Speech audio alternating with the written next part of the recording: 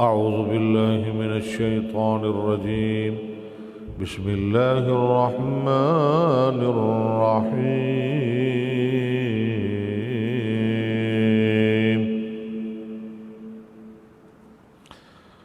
وإذا طلقتم النساء فبلغن أجلهن فلا تعضلوهن أن ينكحن أزواجهن إذا تراضوا بينهم بالمعروف ذلك يوعظ به من كان منكم يؤمن بالله واليوم الآخر ذلكم أزكى لكم وأطهر والله يعلم وأنتم لا تعلمون.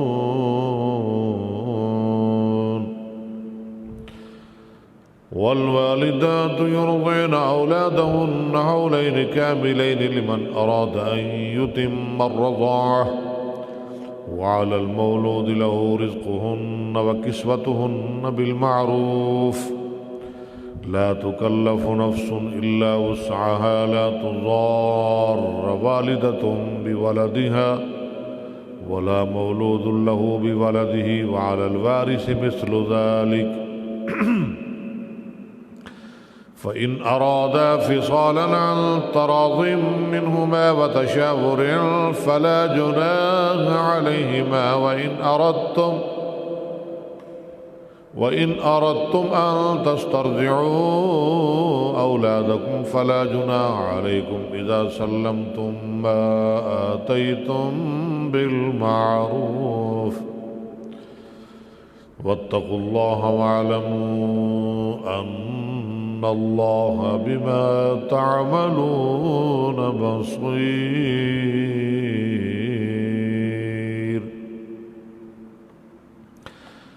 والذين يتوفون منكم ويذرون أزواجا يتربصن بأنفسهن 4 أشهر وعشرا فإذا بلغن أجلهن فلا جناح عليكم فيما فعلن في أنفسهن بالمعروف والله بما تعملون خبير.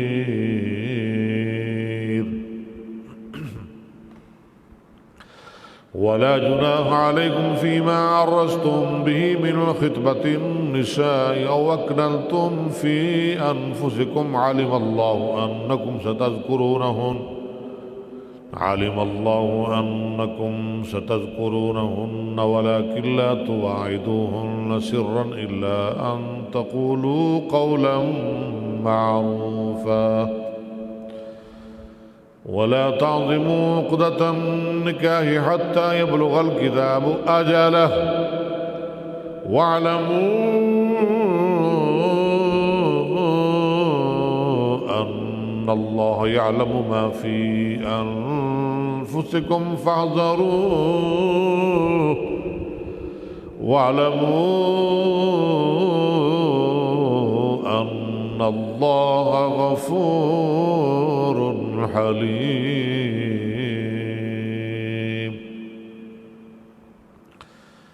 لا جناح عليكم إن طلقتم النساء ما لم تمسوهن أو تفرضوا لهن فريضة ومتعوهن على الموسع قدره وعلى المقتر قدره متاعا بالمعروف حقا على المحسنين.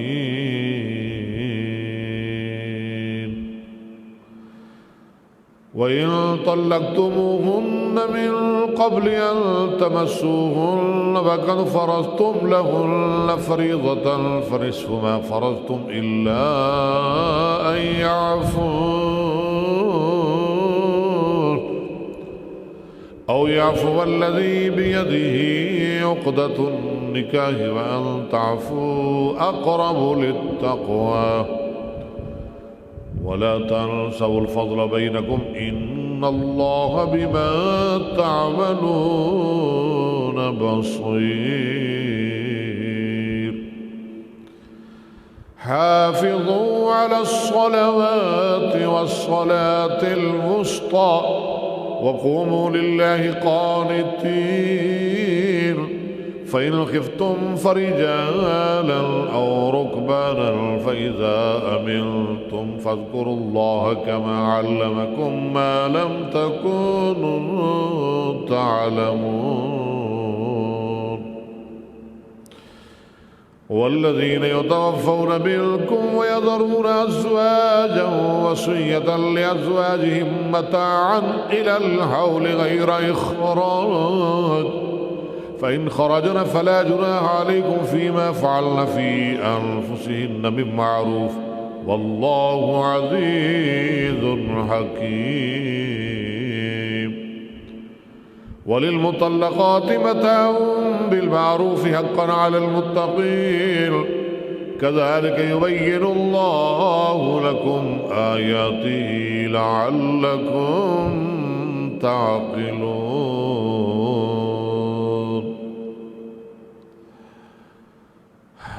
ألم تر إلى الذين خرجوا من ديارهم وهم ألوف حذر الموت فقال لهم الله موتوا ثم أحياهم إن الله لذو فضل على الناس ولكن أكثر الناس لا يشكرون وقاتلوا في سبيل الله واعلموا أن الله سميع عليم من ذا الذي يقرض الله قرضا حسنا فيضاعفه له أضعافا كثيرة والله يقبض ويبسط وإليه ترجعون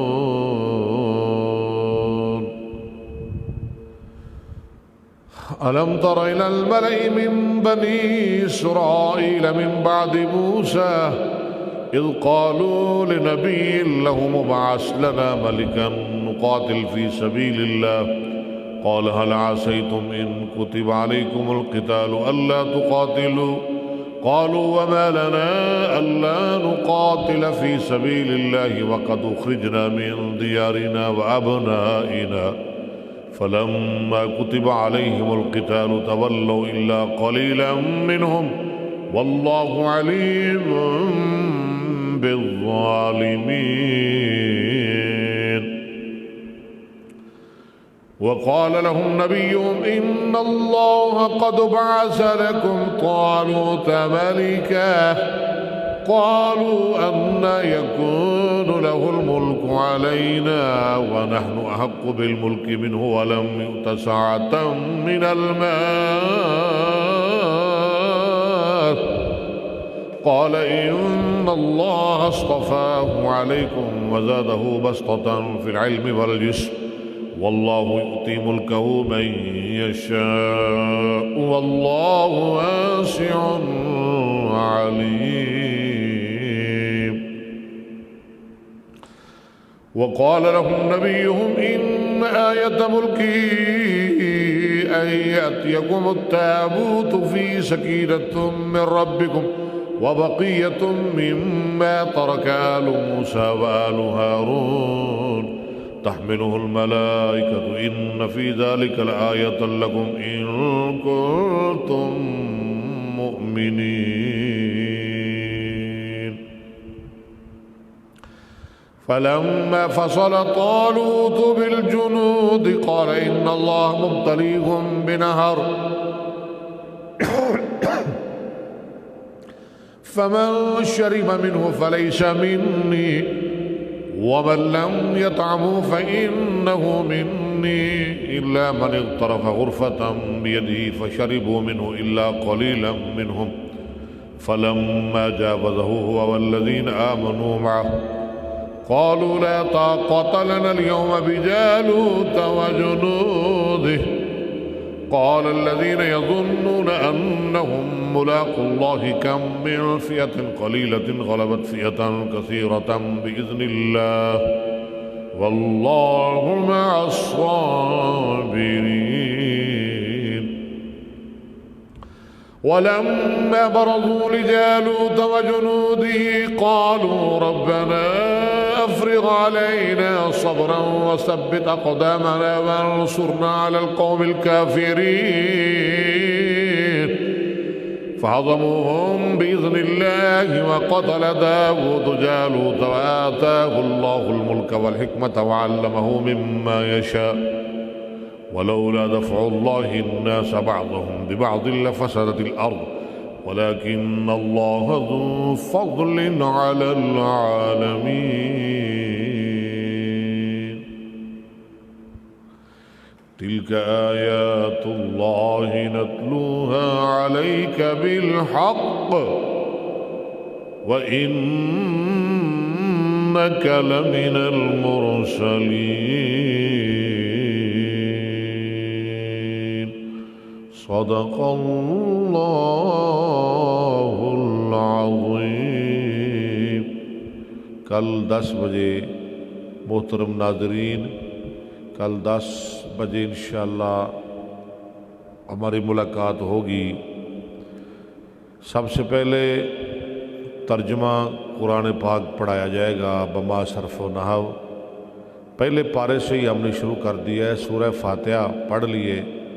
कल सूरह बकरा का आगाज़ होगा, उसके बाद मिशकात पढ़ाई जाएगी और कल पहला सबक इंशाअल्लाह सही बुखारी का भी पढ़ाया जाएगा।